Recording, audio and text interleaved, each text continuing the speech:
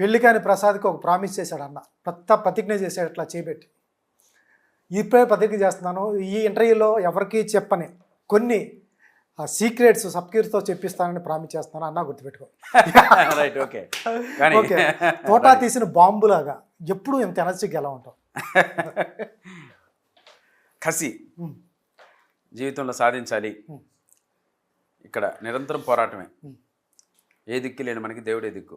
ఆ దేవుడిని నమ్ముకొని, మన కష్టాన్ని నమ్ముకొని ఒకటి సంకల్పించుకొని ముందుకు నడిచామంటే తప్పకుండా ఈ ఎనర్జీ ఉంటుంది, ఆ దేవుడు అండా ఉంటుంది, ప్రజలు కూడా మమ్మల్ని ఆశీర్వదిస్తారు. ఫారెస్ట్ డిపార్ట్మెంట్లో నాన్న గార్డు, చాలా చిన్న ఉద్యోగం. తర్వాత కట్ చేస్తే నువ్వు హైదరాబాదు, తర్వాత మల్టీమీడియా కోర్సులు, తర్వాత అది మానేయటం. ఏంటన్నా ఈ జీవితం? ఇప్పుడు సాలిచాలన సంపాదన, చదువు కూడా పెద్ద ఎడ్యుకేషన్ కూడా పెద్ద గొప్ప ఎడ్యుకేషన్ ఏం కాదు. లేదు, అటువంటిది సినిమా మీద రావటం, పొంగనూరులో వాళ్ళు ఒప్పుకోరు, నువ్వు సినిమా అంటే వాళ్ళు ఒప్పుకోరు. ఎట్లా పంపించారు నేను? అసలు పొంగనూరుకి హైదరాబాద్కి సంబంధం కూడా లేదు. సంబంధం కూడా. సో అయినా మనం వచ్చాము అంటే డెఫినెట్గా అంటే మన స్టడీస్ ఇంటర్మీడియట్ ఆ స్టేజ్లో ఉన్నప్పుడు, ఆ తర్వాత పాలిటెక్నిక్ వెళ్ళాం, ఆ స్టేజ్ కావచ్చు, తర్వాత బ్యాంక్ జాబ్స్ కోసం నంద్యాలకు వచ్చిన, ఇవన్నీ కూడా ఈ స్టడీస్ అన్నీ కూడా ఏంటంటే ఒకటి సినిమా, రెండు క్రికెట్, వీటి వల్ల వాటిని ఒక ఫ్లాప్ షోగా మార్చుకున్నాం ఆ స్టడీస్ అనేది. సో దేని ద్వారా అయితే మన ఆ స్టూడెంట్ లైఫ్ని పోగొట్టుకున్నామో ఆ రెండిట్లోనే ఎదగాలి. ఒకటి క్రికెట్, రెండు సినిమా. సో క్రికెట్కి ఇంటర్నేషనల్ స్థాయిలో ఆడేంత స్థాయి కావచ్చు, ఆడ వెళ్ళగలిగే ఆ రోజుల్లో ఆడ వెళ్ళగలిగే ఆ దారి కావచ్చు, ఇవన్నీ మనకి తెలియలేదు. సో మనకు తెలిసింది సినిమా. సో సినిమా పరంగా మాత్రం డెఫినెట్గా మనం సినిమాలు చూడగలం, సినిమాలు జడ్జ్ చేయగలం, అది దాంట్లో ఏంటంటే అనాలిసిస్ చేయగలం. ఆ మెచ్యూరిటీ అప్పుడు తక్కువ ఒక రకంగా మాట్లాడగలిగే స్థాయి అయితే ఉండేది. సో వీటిని బేస్ చేసుకుని తప్పకుండా మనం సినిమా ఇండస్ట్రీకి వెళ్ళాలనే పట్టుదలతో దానికి మల్టీమీడియా అనే ఒక కోర్సు అడ్డు చెప్పి, ఇక్కడ వచ్చి మనం మల్టీమీడియా చేసింది లేదు, పాడు లేదు, దానికి ఒక కోర్సు అని అడ్డు చెప్పి, అంటే ఆ కోర్సు అని చెప్తే ఇంట్లో డబ్బులు ఇస్తారు కదా, ఫస్ట్ లైఫ్ లీడ్కి పనికొస్తుంది అప్పట్లో అని అలా చెప్పి ఇక్కడికి వచ్చి నా ప్రయత్నాలు మొదలు పెట్టడం, ఈరోజు మీ ముందు కూర్చుని ఎంత స్థాయి కాదన్నా. ఇండస్ట్రీలోకి రావటం ఏదో ఒకటి చేయాలన్నా, డైరెక్షన్ డిపార్ట్మెంట్లోకి వెళ్ళాలన్నా, అసలు ఇండస్ట్రీలోకి వెళ్ళాలి, డైరెక్టర్ అవుదామని వచ్చాం. నాకు బాగా ఇన్స్పిరేషన్ తీసుకునే సినిమాలు భారతీయుడు, కృష్ణవంశీ గారి సింధూరం, నెక్స్ట్ ఒకే ఒక్కడు, ఇలా సోషల్ బర్నింగ్ ఇష్యూ మూవీస్ అంటే నాకు చాలా ఇష్టం. అందులో అప్పుడు ఆ స్టేజ్లో ఎన్నో లవ్ స్టోరీస్ ఇట్లాంటి కమర్షియల్ సినిమాలు హిట్ అయ్యేవి. బట్ ఈ 3 మూవీస్ మాత్రం నాకు ఎందుకో ఒక తెలియని ఒక వైబ్రేషన్ క్రియేట్ చేసింది. అంటే ఆ సినిమాలో ఉన్న కంటెంట్ని మనం జడ్జ్ చేయలేకపోవచ్చు, కానీ అప్పుడున్న మెచ్యూరిటీ ప్రకారం బట్ కొత్తగా అయితే మాత్రం అనిపించింది. అందులో ఎస్పెషల్లీ రకరకాల భారతీయుల్లో షార్ట్స్ కావచ్చు, అండ్ సింధూరం ఫస్ట్ ఓపెన్ ల్యాండ్లో, ఆ మిస్ట్లో గ్రీన్ ల్యాండ్లో బాంబ్ బ్లాస్టులు కావచ్చు, ఆ క్యారెక్టరైజేషన్స్ కావచ్చు, ఇవన్నీ బాగా ఇంటెన్స్ క్రియేట్ చేసేది. అలా వాటిని తదేకంగా చూస్తుండేవాడిని, పదే చూసేవాడిని. నా సినిమాలు పొంగనూరు తాజ్మహల్ థియేటర్లో, ఆ పొంగనూరు థియేటర్లో వేసినప్పుడు పదే వాటికి వెళ్ళేవాడిని, మానుషకి వెళ్ళేవాడిని, కాలేజ్ ఎగరగొట్టి వెళ్ళేవాడిని, ఇలా ఉండేది. సో బాగా ఇంపాక్ట్ తీసుకున్నాయి ఆ సినిమాలు. తర్వాత ఇండస్ట్రీకి వచ్చిన తర్వాత పదే చూసిన సినిమా అంటే అప్పుడు నాకు శివ అనే సినిమా అర్థమయ్యేది కాదు. అర్థమే అంటే ఆ స్టేజ్ అలా ఉంటుంది కదా. తర్వాత వన్స్ డైరెక్షన్ డిపార్ట్మెంట్కి వచ్చిన తర్వాత ఆ శివ సినిమాని దాదాపు ఒక నాకు తెలిసి ఇప్పటికీ చూస్తూనే ఉంటా, 200-300 టైమ్స్. శివ కావచ్చు, దళపతి కావచ్చు, నిరీక్షణ కావచ్చు, ఆత్మబంధువు కావచ్చు, గీతాంజలి కావచ్చు, ఇట్లా ఆ నాయకుడు, ఇవన్నీ రిపీట్గా సీన్స్ కావచ్చు, బ్యాక్గ్రౌండ్ స్కోర్ కావచ్చు, ఆర్టిస్టుల పర్ఫార్మెన్స్ కావచ్చు, వీటిని బాగా పిచ్చిగా చూసేవాడిని. ఈ సినిమాలకి వాటికి నాకు ఎందుకో టోటల్ ఎంటైర్లో ఒక డిఫరెన్స్ కనపడేది. సో అందుకోసం అలా డైరెక్టర్ అవుదామని ఇండస్ట్రీకి వచ్చాను. అన్న ఇప్పుడు ఎవరి ఇంటి చుట్టూ తిరిగావు నువ్వు? డైరెక్టర్, అసిస్టెంట్ డైరెక్టర్ వెళ్దామని? రెగ్యులర్గా అయితే బాగా తిరిగానండి. నాకు రమేష్ వర్మ గారిని పోస్టర్ డిజైనర్ ఇప్పుడు ఉన్నారు కదా, ఆయన ఇంటి దగ్గరలో ఉండేవాడిని. అది జస్ట్ ఆపోజిటే ఉండేది నా రూమ్. అక్కడికి లక్కీగా సినిమా వాళ్ళంతా వచ్చేవాళ్ళు, పెద్ద వాళ్ళు వచ్చేవాళ్ళు. ఆయన పోస్టర్ డిజైనింగ్ చేసేవాళ్ళు కదా. సో ఆయనతో పరిచయం ఏర్పరచుకున్నాను. ఆయన నన్ను అంటే కొంతకాలం తర్వాత ఒక సినిమాకి నన్ను జాయిన్ చేయడం జరిగింది. రమేష్ వర్మ గారు ఫస్ట్లో నాకు బాగా హెల్ప్ చేశారు. తర్వాత శేఖర్ సూరి గారి దగ్గర కదా, శేఖర్ సూరి దగ్గర ఫిల్మ్ బేర్ మీద రమేష్ వర్మ గారు జాయిన్ చేశారు. సో ఆ సినిమా జాయిన్ అయ్యేది మాత్రం ఒక గొప్ప, అంటే అప్పట్లో పని కావాలి అని ఒక తపన, పని కావాలని ఒక పట్టుదల, పని దొరికితే దాన్ని అసలు టోటల్ దాన్ని అంతు తేల్చేద్దాం అనేంత ఒక కసిలో ఉండేవాడిని. అలా వెయిట్ చేస్తే నాకు ఈ ఫిల్మ్ బై అరవింద్ అనే సినిమా దొరికింది. ఆ ఫిల్మ్ బై అరవింద్ అనే సినిమా నాకు నిజంగా నాలో ఉన్న ఆ కసిని తీర్చింది. పని పరంగా కావచ్చు, టెక్నికాలిటీ పరంగా కావచ్చు, షూటింగ్ ఎలా జరుగుతుందో కావచ్చు, అది శేఖర్ సూరి గారు నాకు చాలా బాగా ఆ సినిమా ఉపయోగపడింది. నిజంగా శేఖర్ సూరి గారు నా గురువు గారు ఆయన.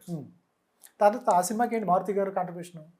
మారుతి గారు దాని వన్ ఆఫ్ ది ప్రొడ్యూసర్ ఓహో ఆ సినిమా కూడా. ఓకే అలా మారుతి గారు అక్కడ పరిచయం. అట్లా సో అప్పుడు శేఖర్ సూరి గారితో కన్నా నేను మారుతి అన్న తెక్కుండేవాడిని. ఉమ్, ఉమ్, మారుతి అన్న గారితో ఇలా షేర్ చేసుకుంటాను, అన్న ఇలా ఉంటాయి థాట్స్ ఇలా ఉంటాయి. ఉమ్, అప్పుడు ఆయన నాలో ఉన్న ఫైర్ బాగా గుర్తించారు. ఉమ్. లేదు బ్రదర్, చాలా సిన్సియర్గా ఉన్నాం, తప్పకుండా మంది లైఫ్ ముందుకు తీసుకెళ్తాం అని నన్ను అప్పటి నుంచి మారుతి అన్నకి నాకు ఒక డివైన్ కనెక్ట్. ఆ రోజు నుంచి ఈ రోజు వరకు దీని వెనుకున్నది కూడా మారుతి అన్న.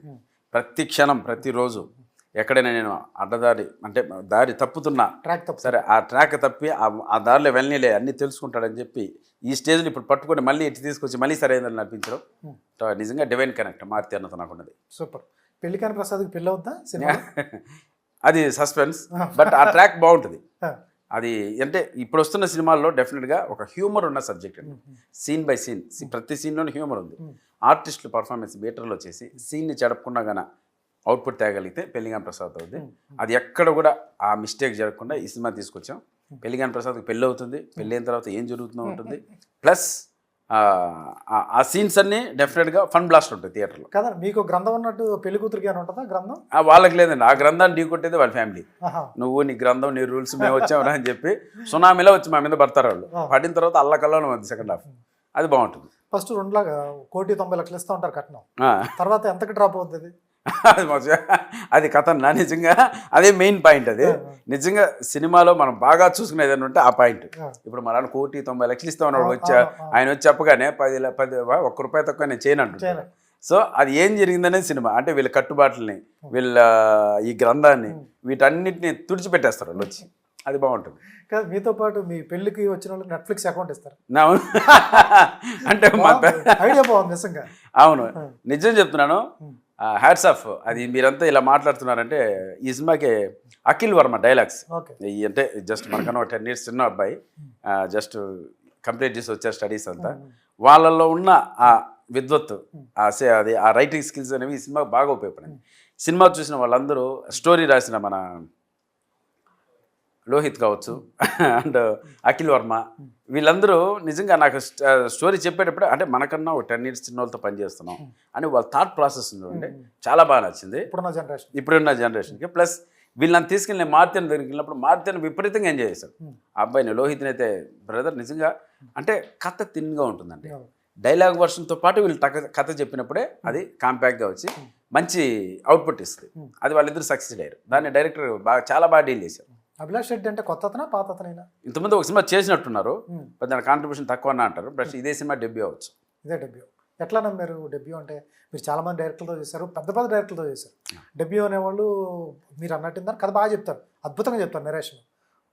పిక్చరైజేషన్ వచ్చేప్పటికి కొంచెం కంగారు పడతారు, ఒక హీరో కనపడతాడు, మీ మీద అన్నీ చేయాలి ప్రయోగాలు, ఫైట్లు పెట్టాలి, కామెడీ పెట్టాలి, పెద్ద పెద్ద సీన్స్ తీసేయాలనుకుంటూ ఉంటారు. ఆ టైంలో కొంచెం కన్ఫ్యూజ్ అవుతారు. ఏమన్నా కన్ఫ్యూజ్ అయ్యాడా అభిలాష్ రెడ్డి? అలా ఏం అవ్వలేదండి, ఎందుకంటే ఇందులో కన్ఫ్యూజ్ అవ్వడానికి ఏమీ లేదు. వాళ్ళ టీం బాగుంది. ప్లస్ ఈ సినిమాలో మనం పెద్ద పెద్ద సీన్లు కావచ్చు, పెద్ద పెద్ద ఎమోషనల్ సీన్స్ కావచ్చు, సెంటిమెంట్, ఇటువంటి సీన్స్ ఏమీ లేవు. టోటల్ 55 సీన్స్ ఉంటే 45 సీన్స్ వరకు వీళ్ళు నవ్వించడమే ధ్యేయంగా పెట్టుకున్నారు. ఒకవేళ మనకి ఎమోషన్ చేయగల, సెంటిమెంట్ చేయగల సిచ్యువేషన్లు కూడా ఉన్నాయి, దాన్ని కూడా వాళ్ళు తీసేసి దాన్ని కూడా నవ్వించారు. ఇది కూడా ఎందుకు మనం డ్రాప్ చేయించాలి? మన లక్ష్యం వీళ్ళని వేరే దారిలో తీసుకెళ్ళడం కాదు, మన లక్ష్యం వీళ్ళని నవ్వించాలి. దాని ఎమోషన్ ఎందుకు చెప్పాలి మనం? ఆ ఎమోషన్ కూడా వీళ్ళు ఫన్ చేశారు. అది నాకు బాగా నచ్చింది. పైగా ఎలా వస్తుందని అవుట్పుట్ చూసుకున్న తర్వాత నేను డైరెక్ట్గా తీసుకుని మారుతి అన్న చూపించాను. ఫస్ట్ ఈ అవుట్పుట్ ఫస్ట్ కాపీ చూసింది మారుతి అన్న. వాళ్ళ ఇంట్లో హోమ్ థియేటర్లో చూశారు. చూసి అసలు నిజంగా చాలా హ్యాపీ ఫీల్ అయ్యారు. ఇంకా దీన్ని సరైన దానిలో నేను తీసుకెళ్తే నేను చెప్పినట్టు వినండి అని చెప్పి ఈరోజు ద గ్రేట్ బ్యానర్, నా ఆర్టిస్ట్గా బాన్ బ్రాట్ బ్యానర్ ఎస్విసి నుంచి రిలీజ్ కావడం, రాజు గారి ఆశీస్సులు, శిరీష్ అన్న ఆశీస్సులు ఉండడం, ఇలా గ్రాండ్గా రిలీజ్ అవ్వడం 21st జరిగింది.